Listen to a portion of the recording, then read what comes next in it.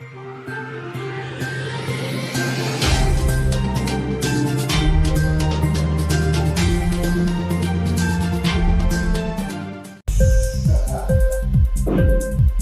TV prime time news కి స్వాగతం.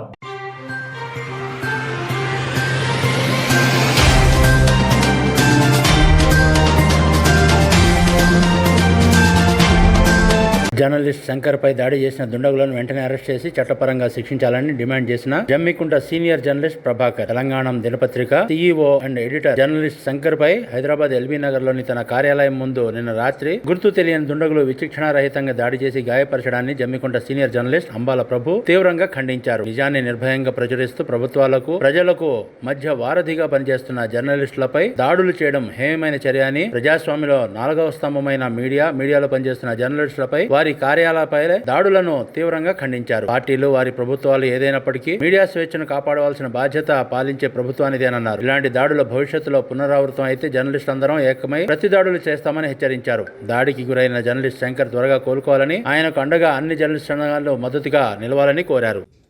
తెలంగాణ ప్రజలందరికీ నమస్కారం.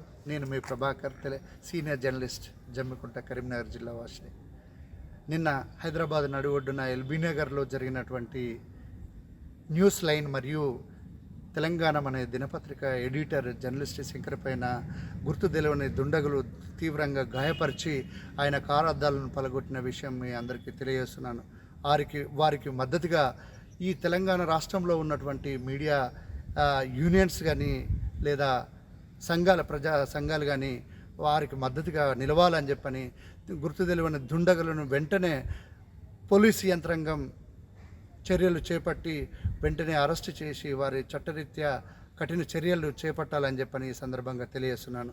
అదేవిధంగా ప్రభుత్వాలకు ప్రజలకు అనుసంధానంగా ఉండేదే మీడియా సంస్థలు కాబట్టి తెలంగాణ ప్రభుత్వం చేస్తున్నటువంటి ప్రతి అంశాన్ని కూడా తెలంగాణ ప్రజలకు తెలియజేసి, మంచి అయితే మంచి, చెడు అయితే చెడును ప్రజలకు ఎప్పటికప్పుడు తెలియజేసి వారిని చైతన్యం చేయడమే ఈ మీడియా సంస్థలు కావచ్చు, యూట్యూబ్ ఛానళ్ళు కావచ్చు, లేదా రకరకాల పత్రికలు కావచ్చు.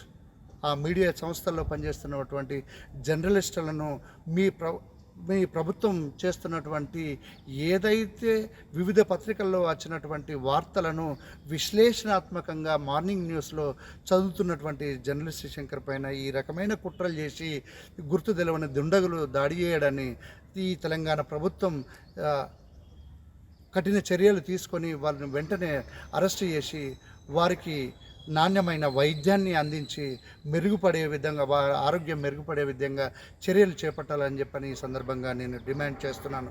అదేవిధంగా తెలంగాణలో ఉన్నటువంటి ఈ జర్నలిస్ట్ సంఘాలన్నీ కూడా జర్నలిస్ట్ శంకర్కి మద్దతుగా నిలవాలని చెప్పని, ఆయనకు అండగా ఉండాలని చెప్పని ఈ సందర్భంగా మీ అందరినీ కూడా విజ్ఞప్తి చేస్తున్నాను. ఇలాంటి సంఘటనలను పునరావృతం కాకుండా ఉండాలంటే జర్నలిస్ట్ శంకర్కు రక్షణ కల్పించాలి. అలాంటి ఘటనలు